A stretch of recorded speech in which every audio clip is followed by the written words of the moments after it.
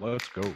What's up, everybody? Paul Hickey here with nooffseason.com, and I am here with my man Greg Lanctot, and we are pumped to have you with us. And we would love it if you check out the sports card investment report at nooffseason.com.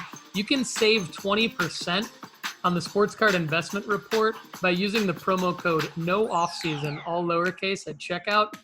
And Greg's a member. He's a member of the Sports Card Investment Report. He knows that it's a unique ranking of athletes and cards that you can buy, and we put a lot of work into that. And Greg, as always, awesome to have you on. We got a lot of great sports card strategy to talk about today. How you doing, man? I'm great, and you? Oh, I've never been better. My confidence is growing. I'm feeling like, I got into sports card investing a little over a year ago, and I knew it was going to be a lengthy process to try to figure out the right moves to try to make money. And I'm not going to lie, man, there's ups and downs. Like, I've made some bonehead plays, like just bonehead plays. I've blown a lot of money, but it's been fun and it's been a learning experience. And like at age 40, I needed it. I needed like this rejuvenation in my life. And I've always loved sports. And for those of you listening out there, like, it's okay to make mistakes. But I'm just at a point of like high confidence level right now. Like, I feel like the plays I'm making are spot on. And more than anything, I feel like the show is doing really well, thanks in part to you. And I feel like the sports card investment report is just getting stronger and stronger every minute of every day. So, I'm not making this up. Like that, from a sports card standpoint, I am feeling great. And I'm excited to jump in and I'm sorry to jump in, but I mean, what you're telling, I just sold a card an hour ago, and it was a mistake that I made on my side. I lost money on it. I just loved the card, loved the player. I lost about $50 on this card, but you know what? I don't care. It's one of the first 3 cards that I bought. I loved it. I had fun, and I learned that, I don't want to invest in that type of player. And, it's very, very important to make mistakes. And for people that are, looking to invest and make this a hobby and make a couple of dollars on the side with it, don't discourage yourself. Don't let you down by, you're going to have losses. You're going to have big wins, big losses probably, but hey, this is what we're in for. And even if you were buying stocks or crypto or whatever, you would do the same. I lost a shit ton of money with some stocks that I bought of companies and all that stuff. And I mean, this is how it goes, man. It's a way more fun. It's way more fun type of investment, and we get to do this thing together also. So man, let's don't discourage yourself. Exactly. And, just take the loss, learn, and move on. Yeah, everybody, we're here for you. We're here for you. I mean, we want you to be part of the community. We want you to join the Facebook groups, search Sports Card Strategy in your Facebook groups, and we'll let you in. And we want to help you out. So let's talk about recent buys and sells, because, my sell list is short, so we can jump right into your buys and then my buys. My sell list, I just segueing out of the discussion we just had about making mistakes. I mean, I have over 150 auctions right now up on eBay, and a large majority of them are mistakes that I made that I'm just selling off right now. And like, everyone bidding on them is going to get a hell of a deal. Like, everyone's going to get underpriced cards, like good players, high grades, but like base cards, basically, with the exception of a few. I mean, I have high graded, really good players, like the superstar players, the up and coming guys, the LaMelo Balls, the Anthony Edwardses, like, but they're not things that I want to be part of my strategy anymore. So I'm ready to just kind of to sell them off, and they're good cards. Everyone out there is gonna like probably get them for about 50 to 80% off of what I paid for them. So there's a good chance that they could probably make some money on them.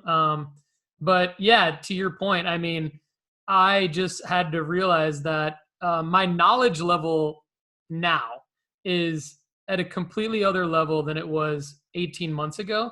And I am confident in what I'm doing in spite of my mistakes. And so, yeah, it's just, you got to realize that like even the smartest investors in the stock market or wherever, in maybe in businesses and private companies, the smartest investors hit on like one out of every 50 to 100 of their plays. And so it's just a matter of learning from the mistakes and putting, but trusting yourself. So that said, man, I'd love to hear what your recent purchases were. And for the audience who's like, maybe this is your first time listening to us, the reason why we kick off every show with what we've recently purchased is because we want you guys to learn from our actual purchases and sales, why we are buying certain cards, how much we're buying them for, and what the actual play is that we think we're making when we do this. So I'm going to let Greg kick us off, and we may or may not have a unique twist this week on this segment. But Greg, why don't you walk everybody through what you're thinking here with your plays? We may or may not. Well, last week with Kendall, I literally bought a card on the show. I think I bought 2 cards on the show actually. So yeah, that's what I heard. We're heating up here. We're making transactions on the show these days. Yeah, and I like what you say by saying that you're moving into a different strategy, and as you go, I think that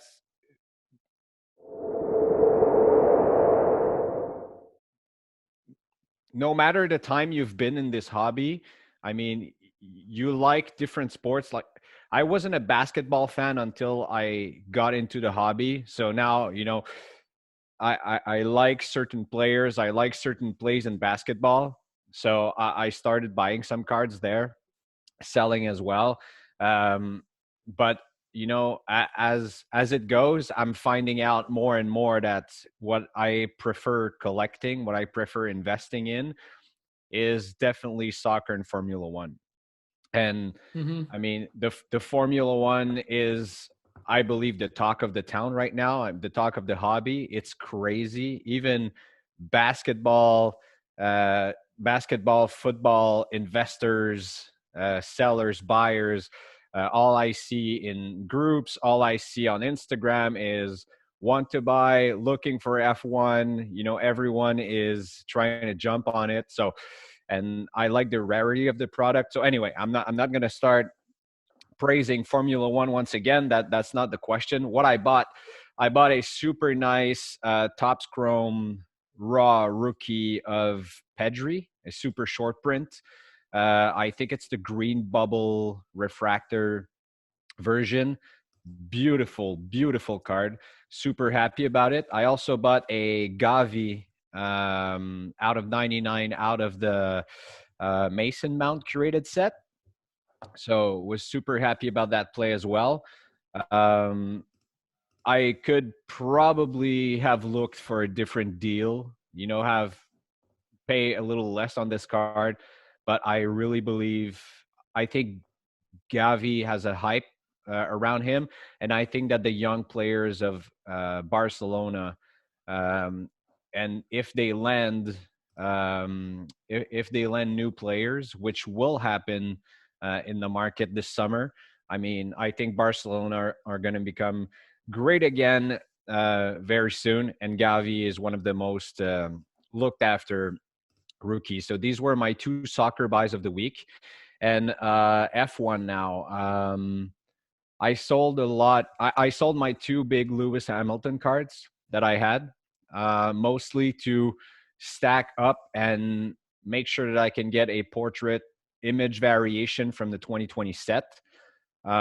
Thankfully for me, which my fan heart hates to see, but Mercedes is struggling so far this season. I think Lewis is doing a great job.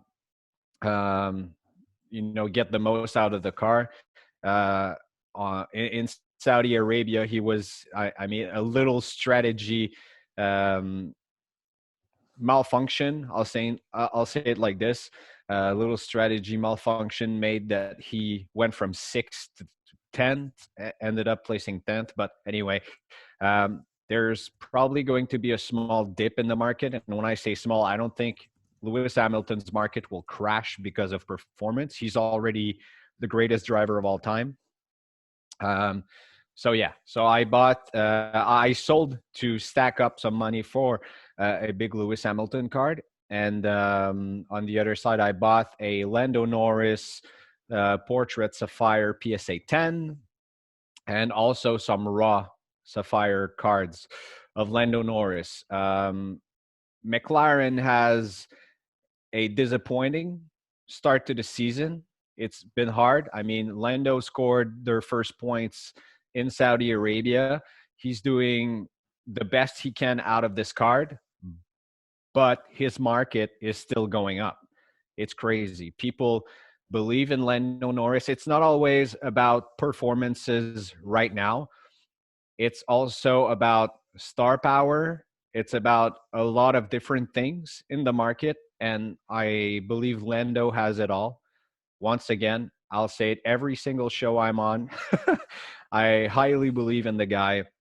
And once he wins a race, because he will in the near future, his market's just going to blow up. So, in a positive way.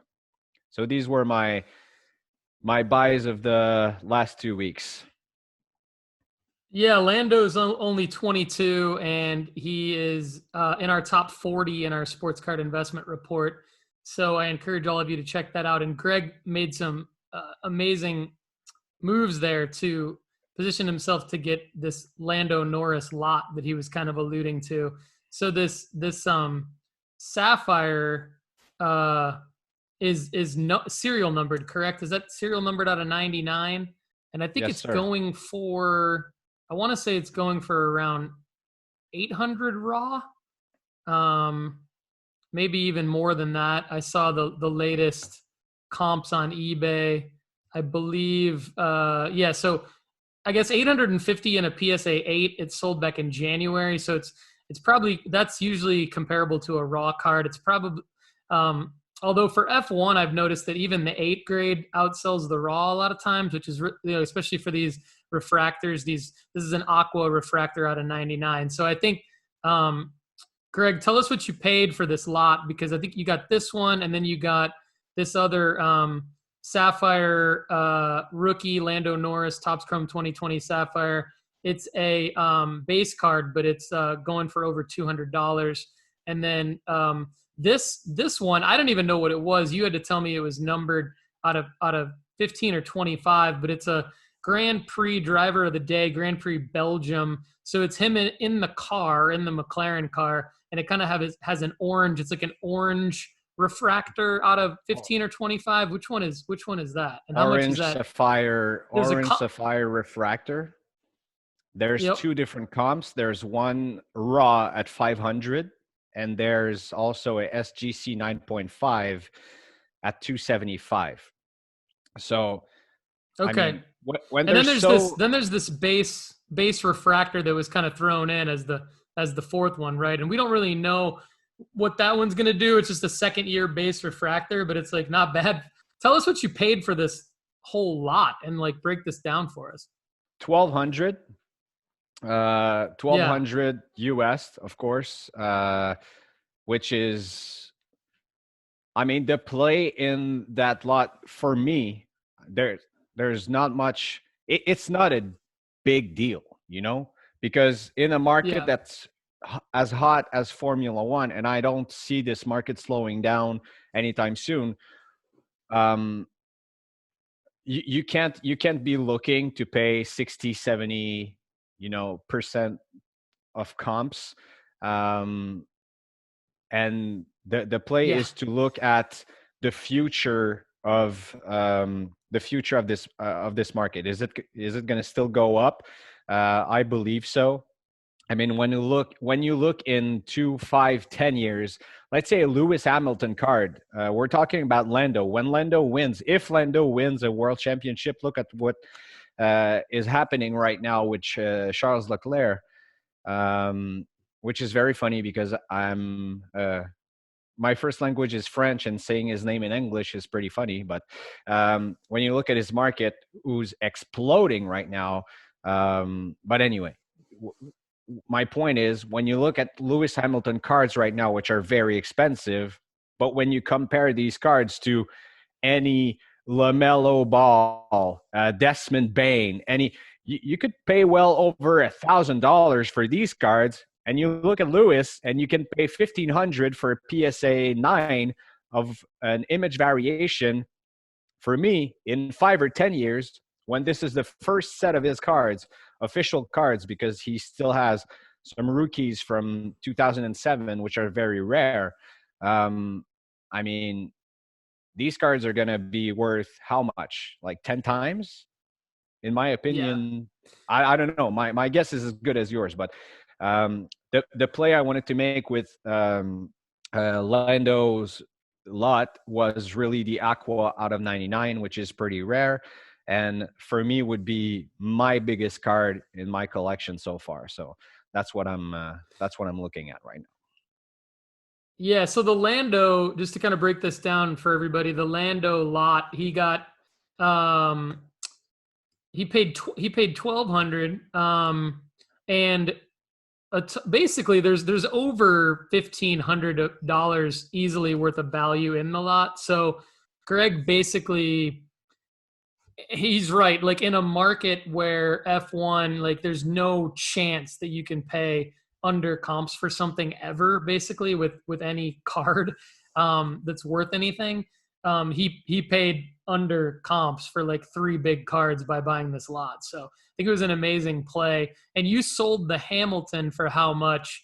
Did the Hamilton cover this entire lot for you, or tell us about that real quick? Well, I was able to sell my SGC10 base portrait of Lewis for 480 Canadian, which is about 400 US, which is, I mean, right around comps. And the second one was my Gold Wave refractor that I actually bought from Lou Janou of the Card Oh Talk yes, I remember podcast. that. I remember Yes, that I bought it for purchase. yeah. I mean, it's it was a great card. I wanted to hold on to it. For me, it had personal value. My first big Lewis Hamilton card. But when I saw the opportunity of getting this lot and also a Lewis Hamilton card, I decided to put it up on my slabs for 619 US, and I sold it in 3 hours, asking price, no deal. So I was super Amazing. happy about it. So I mean, the collector also. I once again, my slabs is life. I love this platform, and I mean, I wrote to the seller, I wrote to the buyer, and I congratulated him on the buy, and he was super happy. Asked me to ship to his PWCC vault. And he was, hey, do you have any other cards? And we, started chatting on Instagram as well. So, this community is nothing short of amazing. And for me, it was not trying to bank on Hamilton, but, I'm just looking for a very specific card, which I'm trying to get in the near future. Yeah, for sure. So before we need to continue we're going to continue the F1 and soccer discussion, because like my plays were all F1 and soccer as well over the last week. So, and we will get into other sports today, but tell us about the Pedri play. So you bought, I assume you were talking about the UEFA Topps Chrome Green Neon Refractor out of 99. Correct me if I'm wrong on that one, but that seems to be an amazing card, and we're both high on Pedri. Tell us about that. I don't know if it's the green neon. I'll show it to you right here on the screen. Okay. Yeah. So you can see Okay, yeah, that's the bubbles on the card.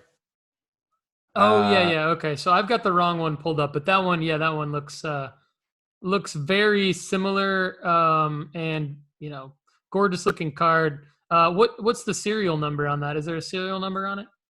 No, because it's raw, and I don't have a picture of the back on my phone, and it's in the mail. So Okay. I'm It's in gonna the have mail. to get Okay, back to you gotcha. on this. But I paid Cool. it under 100 US. I believe the seller needed a bit of money, so there's always these kind of opportunities in the market where some people want to make sure they have enough cash flow when they go in card shows, or they have in the case of the Lando Norris PSA 10, the seller, amazing guy, Huddy's Card Shop, wanted to buy a bulldog. So so he just needed the funds right now, and said, you know what, I'm willing to let it go for less than comps. So I jumped on the opportunity for sure. So yeah, that's the Pedri play, and I'm actually looking to get more raw cards of Pedri also. I believe in this So player. yeah, I'm right there with you on Pedri. I've moved him up in the sports card investment report multiple times. I believe he's in the top 50. I believe you have the Aqua Refractor out of 199, which is a heck of a card. I could be wrong on that, but that's a great play, and I'm super jealous. Sounds like you got it at a great price. So well done on that. And do you plan to get any of these cards graded? I know you said you're keeping the Lando Aqua. That's the one you're going to keep out of that lot. And Oh, then this for Pedri, sure, this are you one's going to going send these straight to to PSA PSA. or what's the play? Okay. For sure, it's Tell going the straight to audience about PSA. that real quick. Okay. Yeah, the Pedri. I actually have two George Russell refractors that are going to PSA. So the Lando Norris Aqua is going there, and I believe the orange. Yeah, this one. What a beauty! And the Mm-hmm. orange, I think Yep. so, are gonna go to PSA as well. I'm gonna see. Actually, if you are interested in one of these, except the Aqua, I can, let you do the play of sending it to PSA, and yeah, gonna sell it raw. So if a friend of mine wants to do that play, I'll do it. No problem. If not, I'm gonna sell all these three to PSA and make them graded. And the thing with Formula One cards is um, they're hard to grade. These Sapphire are hard to grade, and when you look at the price of PSA nines, they are about the same price as a raw plus fees of having them graded by PSA. So you're not losing money. You're not making any money right now on display by getting them graded if they come back a 9. But if they come back at 10, it's basically winning the lottery. So, Yeah. yeah.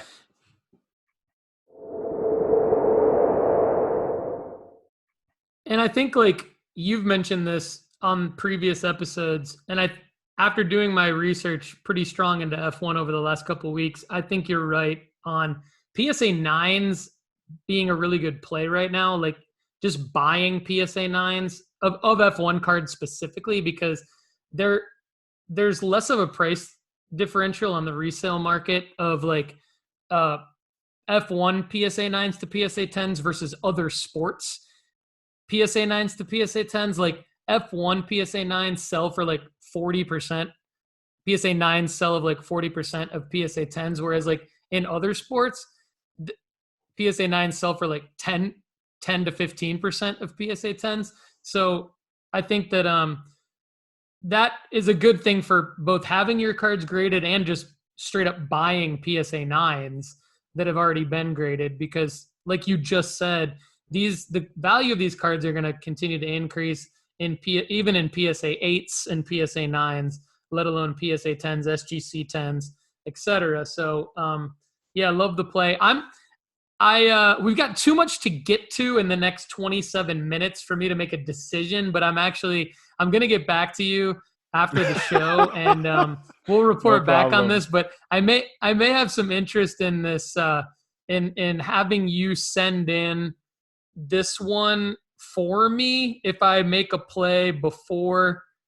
But like part of the play is you sending it in for me, but like me getting it regardless of the grade. But just like since you already have it, like you send it in for me, and then when you get it back, and I'll like well, I'll obviously compensate you somehow in the play for the grading fee and everything. But let me do some thought. I think that could be some good follow up content for us to come back and be like, okay, here's what I did with Greg, and here, because I do like Lando Norris. I'm a believer that McLaren will either McLaren's going to get their shit together and Lando is going to ball out with McLaren this year, or he's just good enough to go somewhere else in the future that's got a better car and a better team. But I don't know what his contract looks like, but he's only 22. And here's the other He thing just that signed interests another you. contract with McLaren for a few years, so the play is very long term. I Okay. think McLaren's going to figure their stuff out. That's it.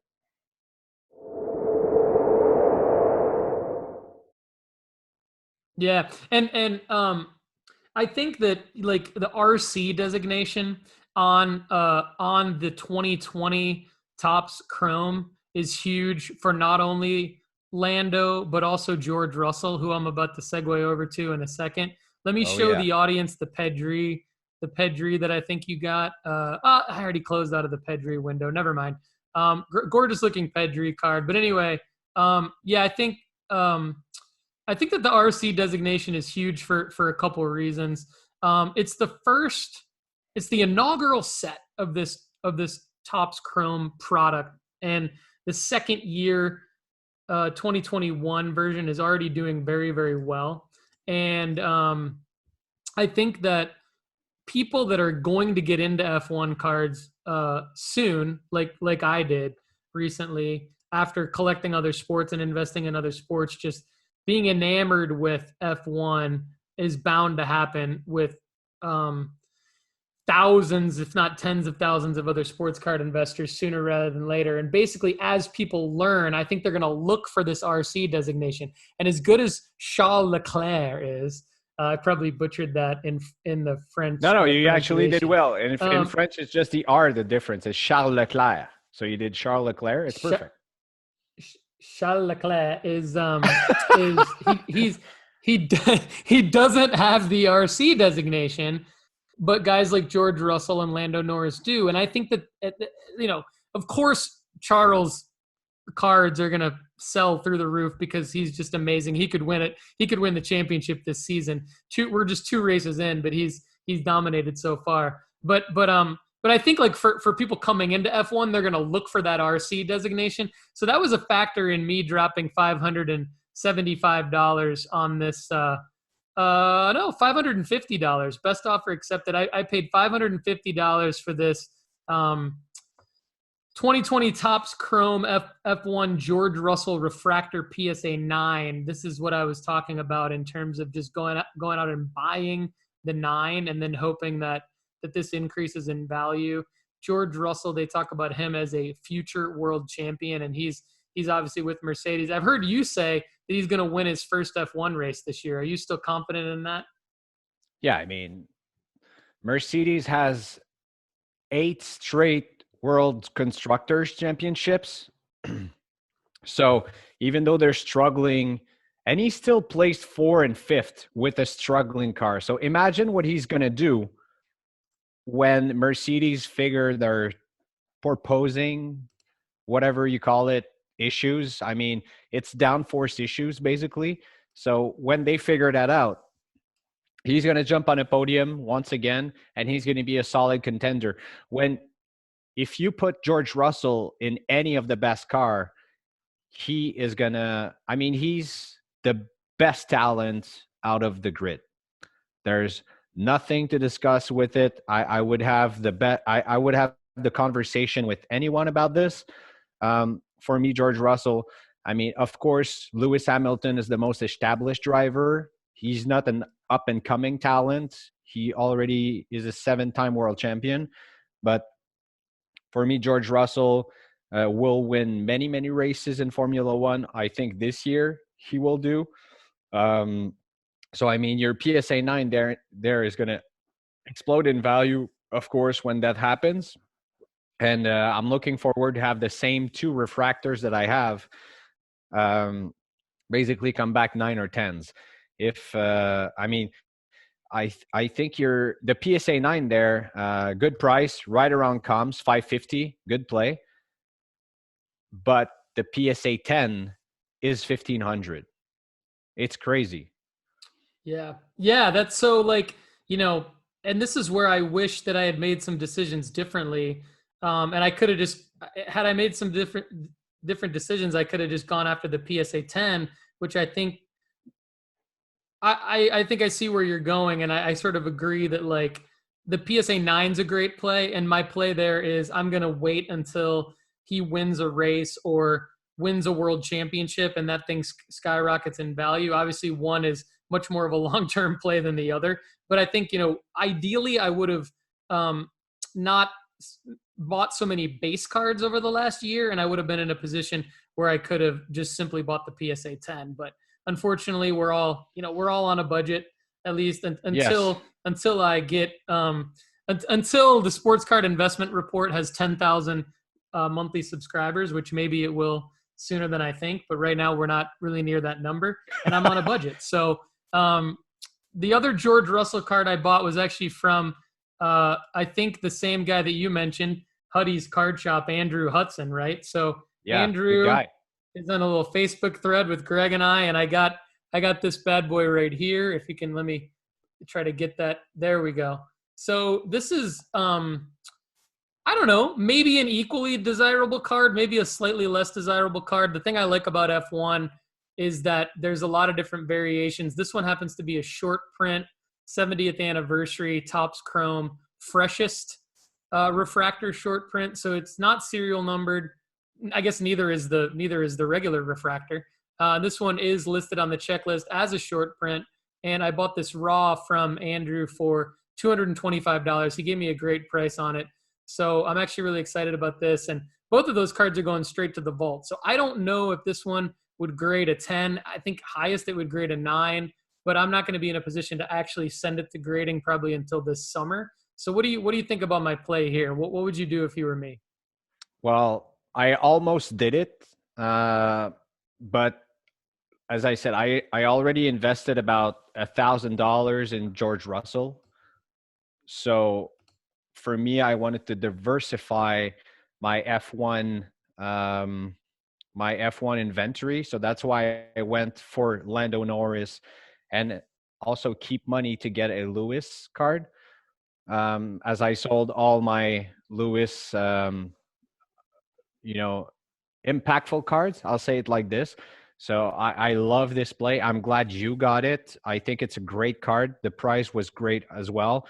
There's a play to be made also if you keep it raw or if you get it graded. I just think that Formula One is such a market of collectors. People will love this card raw. And if it's graded, even though it doesn't get a lot of value if it comes back an 8 or 9, the collectors are still going to be very happy to have it and for a long time. There's a lot of George Russell collectors out there. So I absolutely love this play. I wish I had the money as well to do it, but I'm glad you did it, and as I was not able to do it, unfortunately. Yeah, man, you helped me do it. You helped me do it, so I appreciate it. And again, like your example from my slabs, I think on this one everybody wins because I know Andrew was happy, I was happy, you were happy, kind of connecting us, and so it's just super fun doing this. Another one that I want to share with the audience because I want to be historically correct on this guy. But I want you to be objective with me, is this Oscar Piastri. So my thought here is I did a lot of research on this card, and this guy had this 2021 Topps Chrome F1 Oscar Piastri Ray Wave Refractor SGC 10 listed for, I believe it was a $799 buy it now or best offer. And so credit to the seller. We went back and forth several times on this. And he ended up, I think, giving me the right price, which was $499. I didn't pull trigger right away. I thought seems like the right price, but I wanted to wait for a few reasons. First of all, I wanted to do a little bit more research on the Ray Wave refractor, okay? Because it's not serial numbered, but it is a short print. I believe it's in one out of every 3 or 4 packs of the, according to Checklist Connection. I also wanted to do a little bit of research on SGC graded F1 cards. Because I know that like eBay has a lot of sales of PSA graded F1 cards, but not as many sales of SGC graded F1 cards. I'm sold on Oscar Piastri for better or worse. I'm gonna die on that sword or I'm gonna hit the jackpot. I don't know. Either way, I think that this card is a sweet card. It's great that it's already a Gem Mint 10. And I texted you this over the weekend and you texted me back a little bit of analysis. I want you to share with the audience, how you think I did with this card and what you think the ultimate play will be with this card and with this driver, I guess. Well, Oscar is part of the Alpine family in Formula One. So I think the short-term, mid-term play, he's going to probably replace Fernando Alonso, because Fernando Alonso is 39. I don't think he'll be there forever. So yeah, and he's a huge, huge talent. I absolutely love the look of the black talks around this card. And there are 2 different ways to see. It's a very good buy, actually. Congratulations on this. I'm going to go where the 2 plays and then the question I have regarding up-and-coming F1 drivers. For a collector, having this card as a gem mint in the black talks is probably one of the best looking card you can have. I mean, the black and white refractor in a black and white slab is outstanding. So for collectors to have it this way, I mean, people are going to love it. For value and resale value, I trust SGC, and word on the street is that getting a SGC 10 is harder than getting a PSA 10. So if I had to make a play for instant or long-term profit, I would buy this card from you, crack it open, send it to PSA, and get a PSA 10. And then it will, I think, make twice the money. Some of the cards in the Formula One world some of the SGC graded card are doing very well, but I think it's doing very well for, if you open the box or open packs, got a hit, get it graded, grade and flip. So you can make a lot of money by doing that, but by buying it, and if you want to invest in these drivers, I would totally send it to PSA, get it graded, get a 10 because it got an SGC 10, and go on from there. So that's what I would do for profit. For a collector standpoint, I would keep it in the SGC talks totally. And the question I have when I see the prices of Oscar Piastri, Théo Pourchaire, and all these up-and-coming drivers is that I'm starting to see the same kind of hype and market as baseball, as the up-and-coming players. I mean, Bobby Witt Jr.'s cards are, and I'm just gonna say something for the image there. So don't people that will listen to the episode or don't watch. Don't jump all over Greg for what he's about to say. Don't jump all over me, but I mean, Bobby Witt's cards are probably as expensive as Mike Trout cards and Shohei Ohtani, which makes total nonsense to me. To me, as a, I'm not a baseball collector. Probably your Kendall friend there, part of the family, can destroy what I'm saying. But I just want to get an image of saying, and how can you make more value on a prospect that hasn't, quote unquote, proved anything in the big leagues before he even gets there, versus an MVP that's been there for years and years and proving that he's one of the best players ever. So, yeah, that's it. That's just my take for on sure. it.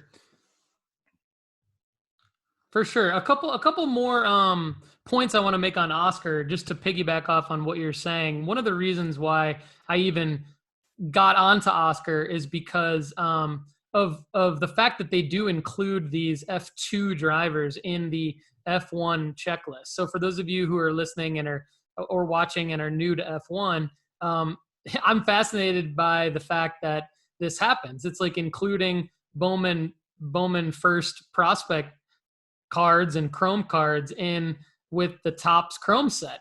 And so it's like double bang for your buck, because you get these prospect cards. And in this case, Oscar gets a Future Stars designation on just about all of his cards in the 2021 set.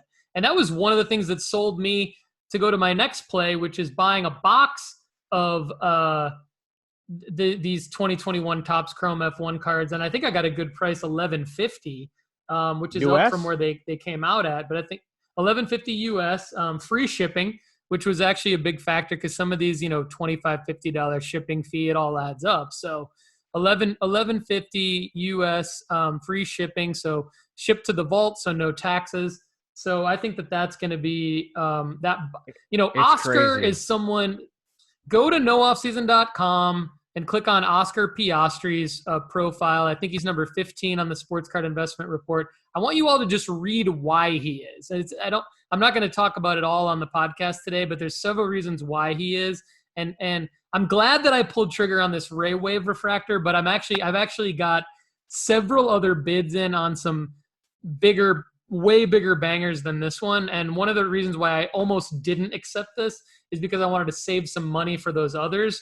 But I ended up buying this one because I just think it makes sense to have as many of these that I can possibly have that are for the right price, because then I'm in a situation where I'm just giving myself more upside for the future. And I really, really believe in that. Whether or not he ever does anything in F1, as long as there's hype around this guy, and there's hype around F1, I think that that this is a good play. So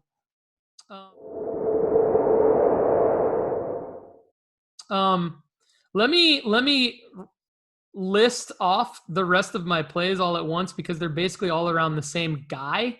And and then Greg, I want your analysis on this. But in last week's show, Kendall and I essentially determined that Kaden Clark might be one of the best soccer players to buy, because he has some really inexpensive banger cards, meaning refractor autos and serial numbered refractors, low numbered serial refractors in the 2020 Topps Chrome MLS set.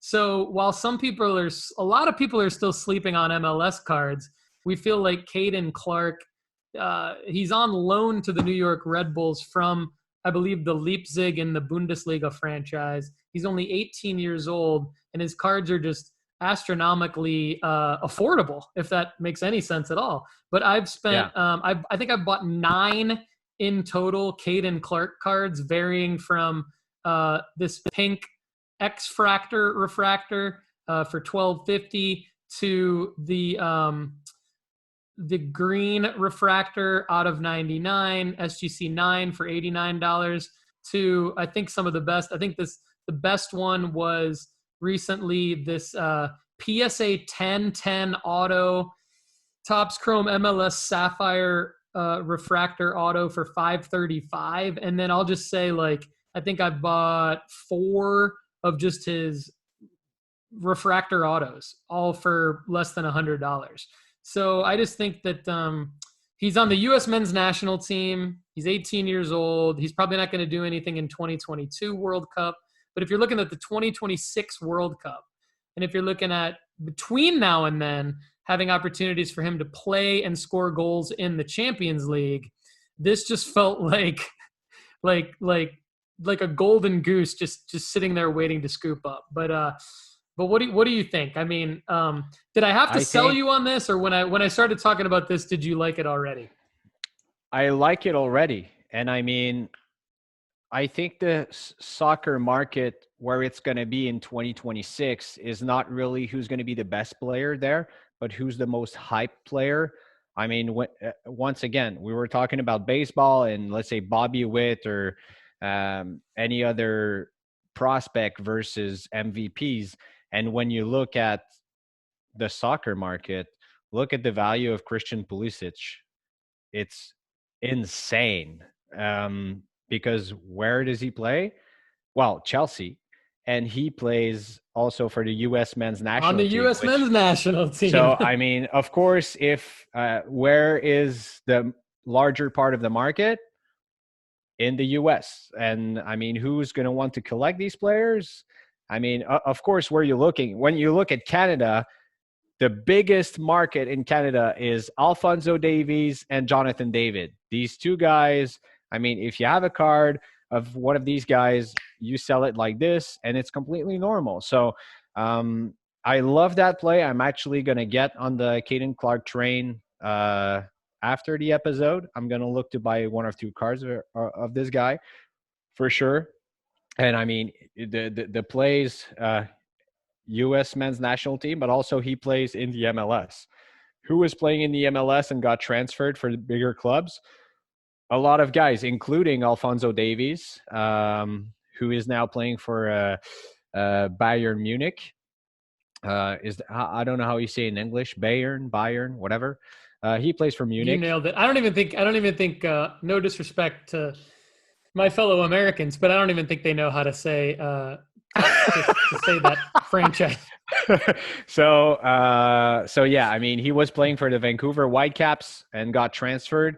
So I mean, his value exploded right there, and his cards from when he was with the Vancouver Whitecaps are actually super rare to find and unbuyable also. So here you go, man. That's it. You know, if you could parachute me down into a world where I've never spent any money on sports cards, but I have all the knowledge that I have today, I would probably take all the money that I have spent on sports cards and spend them on these Kaden Clark cards and then all of the F1 stuff that we've talked about. Like, I would love to travel back in time, man.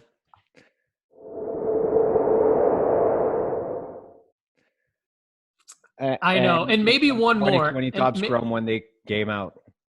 Go ahead. Maybe one more, and I want to get your take in the last 5 minutes on. Let's go to basketball. Let's go to the NBA because you mentioned that you know just the same way sports cards has gotten me into soccer and F1 and other sports. I was a football basketball guy, a little bit of baseball. It's got me into baseball huge too.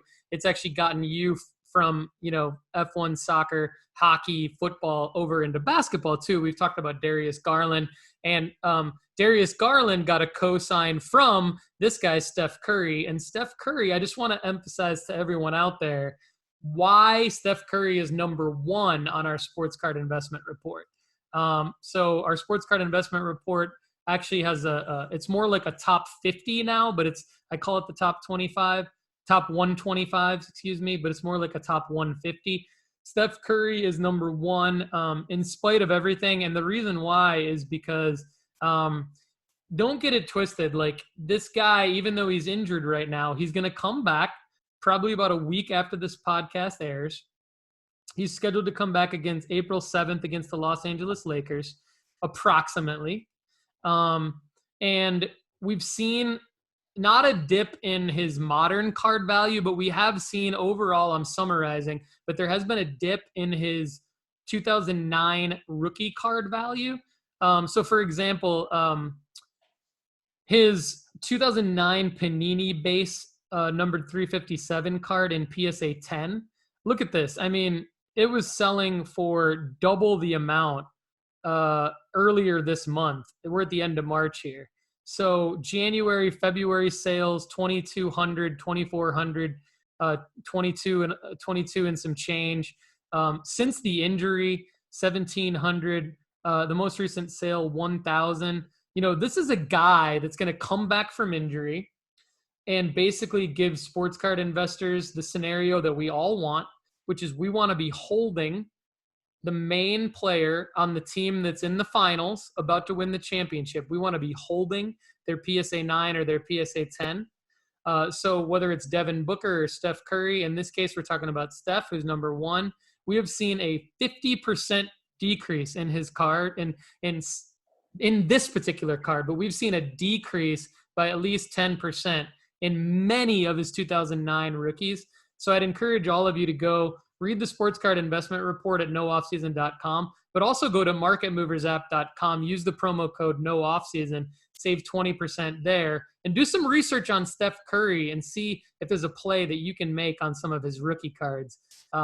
He's just, he's gonna be in the Western Conference Finals. Like I'll guarantee it right now on the show. He's gonna be in the Western Conference Finals, and you're gonna want to be holding his cards in June at that point in time.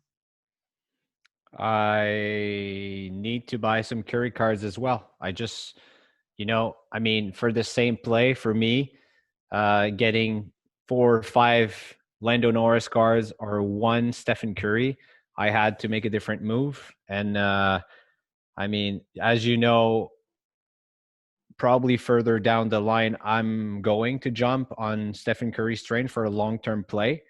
But I like to see that there are still dips in his market, and that we can still, try to grab the cards and make some profit mid or long term. Yeah, I saw Slab Stocks put out an email today, actually, that it was saying how big of a deal is player performance really. And I think if you, regardless of what cards you're holding, and I would prefer that you're all holding serial numbered rookies or autoed rookies.